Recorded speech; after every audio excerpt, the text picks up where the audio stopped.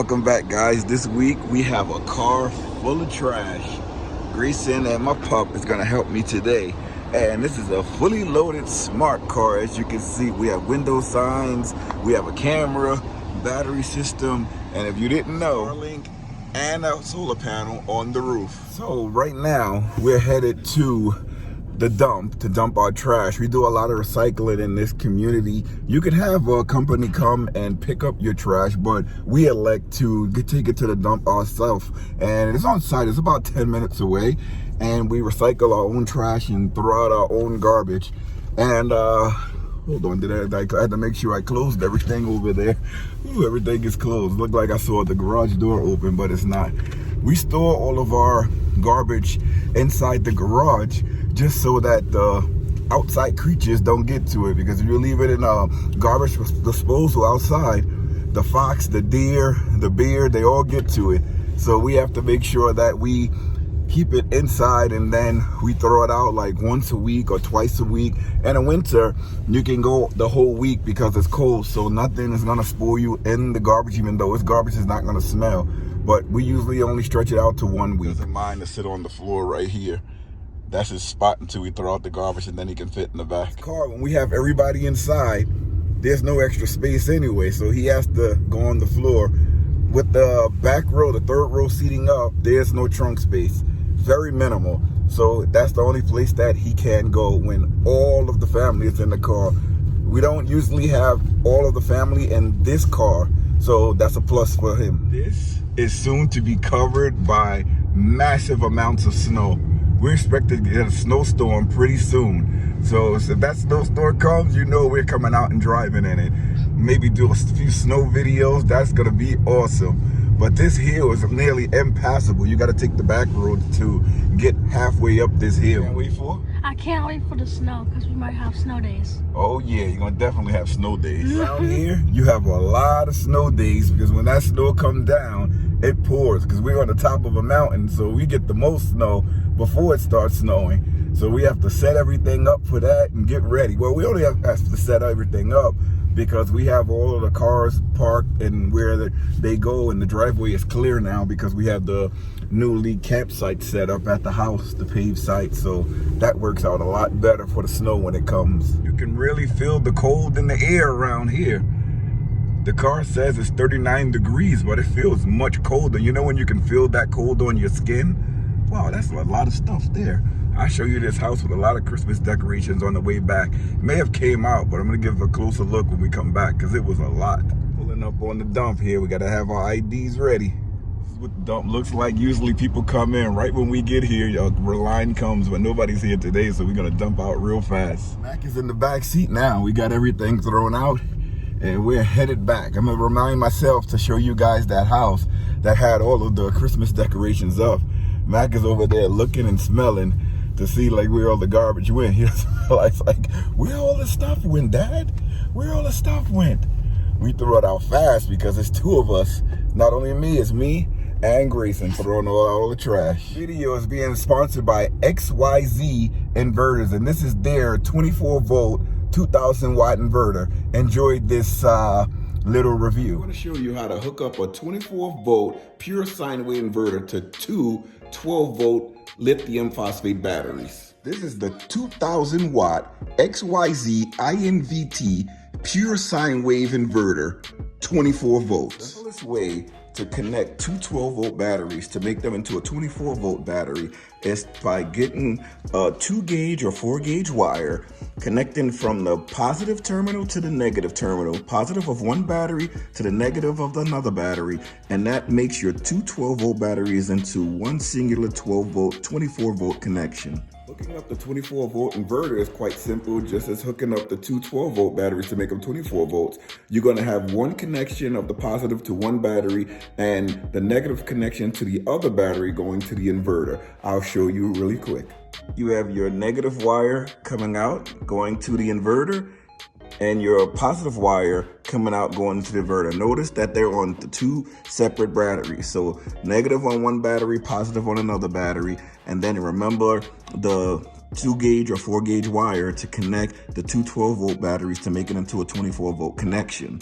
Now let's hook up the inverter. Remember, same like in 12-volt systems, this is a 24-volt system.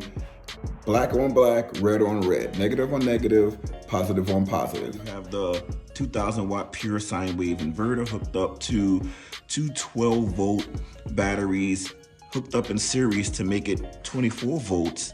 The inverter is also 24 volts. You have the positive hooked up to one battery, the negative hooked up to another battery, and you have the positive of one battery hooked up to the negative of another battery to bring these two 12-volt batteries to 24 volts. Let's do a power cycle. Moment of truth. Let's cut this inverter on. Let's see the power. All right, we have 26.7 over the 24 volts, but that's okay. These batteries are fully loaded, fully topped off. So let's plug in some appliances. All right, this is gonna be the first device. This is my wife's hair blower. As you can see, it's blowing. It's blowing that way. Here, so you can see me blowing some dust out of the way here. You can see that it's very way. I install a 24-volt pure sine wave inverter connecting two 12-volt batteries in series. Remember, check with an electrician if you're not comfortable doing this. This is not the way I should say that you should do it. It's the way that I do it. Check it out. The XYZ INVT pure sine wave inverter, 24 volts, 2000 watts. Right, this is the house here I was telling you guys about. I'm gonna pan it out the window so you can see it. It's pretty cool. They have a lot of decorations up here. Really, really nice. I love around the Christmas time, around where we have the sticks and bricks, because it stays so well kept. And it's the residents here that keep it well kept. This is a development that is run, and the people will come by and you will get fined if you don't keep up your property, the upkeep. So that's why it's really, really good. You know, you got nice residents that upkeep their property. We're just talking about like grass and how everything looks. You still have like a lot of leaves that's falling off the trees. I don't think they bother too much about that, but it does take away the greenery. The greenery is not going to be that much longer anyway. That first snowstorm, and when that weather drops, we fall below freezing, or we stay right at freezing for the remainder of the winter. So you don't see grass around here a lot. It just looks like that movie Frozen, because we get snowfall on top of snowfall. A lot of the times when it snows, it doesn't even say it's gonna snow on the forecast. It's just lake effect snow. So the snow just be blowing. Like, where's the snow coming from? So as you can see, still see a lot of greenery. You see some evergreen trees, but for the most part, most of these trees have lost their leaves, and it'll be covered in like a couple of days of nice glistening white snow. Think about these areas, like in the city when it snows, it's beautiful, but afterwards you have like all of the snow getting dirty from all of the cars driving by and everything like that. It doesn't get like that much here. It's like the snow comes down and it's white, and it usually stays white. A lot of the times they will throw like salt or rocks down, and they clear the snow, so the road stays clear, and you'll see rocks in the snow, but the next coming snowfall covers the rocks, and the salt that they put on the road, it makes it so the snow doesn't melt. So the snow on the sides of the roads, on people's houses, it all stays white. It's nice to see. A house up here, when everything is blown up, it looks really nice.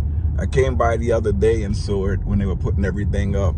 They really get into the Christmas spirit. We put up our decorations a little bit after Christmas. Not after Christmas, duh. A little bit after Thanksgiving. We usually put up our decorations, but we're not going to put up that much because this Christmas we're not going to be here.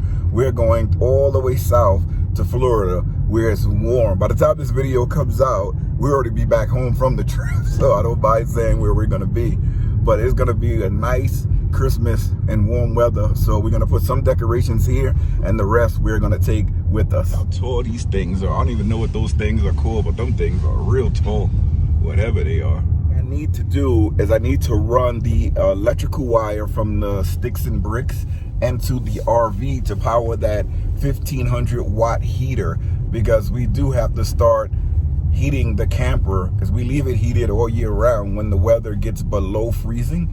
So I usually do low-powered ceramic heaters during the night, and then during the day I'll switch over to that 1500 watt ceramic heater, and that one keeps the place warm. And I don't plug it into the camera, the 1500 watt. That's too much of wattage coming out. So I plug that into the sticks and bricks with an extension wire that's outdoor rated and can hold over the 1500 watts. Check out this piece of equipment here. Make yourself some waffles.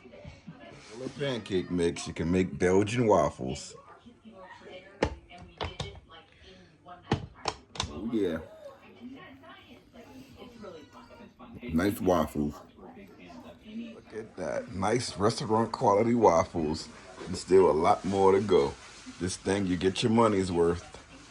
Waffles without a good amount of syrup on them.